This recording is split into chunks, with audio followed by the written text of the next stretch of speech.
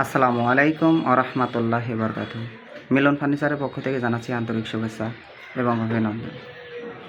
আমাদের কিছু ভিডিও দেখে কিছু ভাই প্রশ্ন করেন, ভাই আপনাদের ফার্নিচারে এত গ্লেজ আসে কীভাবে? তো আমরা সেই ভাইদেরকে উদ্দেশ্য করে কিছু কথা বলতে চাচ্ছি। সর্বপ্রথম হলো, আমরা প্রায় 1 মাস যাবৎ একটি ফার্নিচারও শুধু একটি খাট দেওয়া হয়েছে। শুধু বিয়ের মালের কারণে আমরা একটি ফার্নিচারই শুধু দিতে পেরেছি। এই দেখেন, যেরকম আবহাওয়া, বৃষ্টি, এর মধ্যে সবাই কিন্তু ফার্নিচার ডেলিভারি করছে, আমরা কিন্তু করছি না।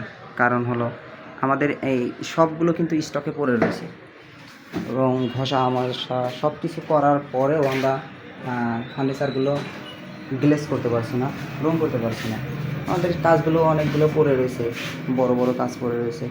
তো আলহামদুলিল্লাহ, আমরা আমাদের মন মতো যদি ফার্নিচার না হয় তাহলে তো আর ভালো লাগবে না, আমাদের কাছে নিজের কাছেই ভালো লাগবে না। সেজন্যই আমরা আমাদের ফার্নিচারগুলো এখন বর্তমান দিচ্ছি না। তো ইনশাল্লাহ রোদ উঠলে অবশ্যই আমাদের ফার্নিচারগুলো ডেলিভারি যাবে।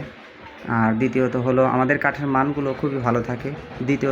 তৃতীয়ত হলো, আমরা সম্পূর্ণ কাজ হাতে ফিনিশিং দিয়ে থাকি আর খুব ভালোভাবে ফিনিশিং দিয়ে থাকি।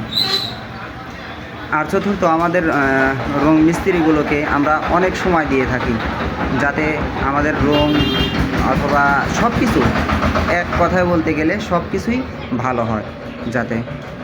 তবেই তো একটি ফার্নিচার গ্লেজ অবশ্যই ভালো আসবে।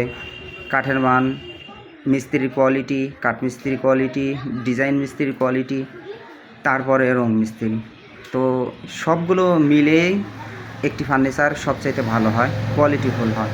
তাছাড়া কখনো কিন্তু এই রকম কোয়ালিটিফুল ফার্নিচার হবে না। যদি একটির মধ্যেও ত্রুটি থাকে তাহলেও কিন্তু এই ফার্নিচারটা সেরকম মানসম্মত হবে না। সবাই ভালো থাকবেন, সুস্থ থাকবেন। আল্লাহ হাফেজ।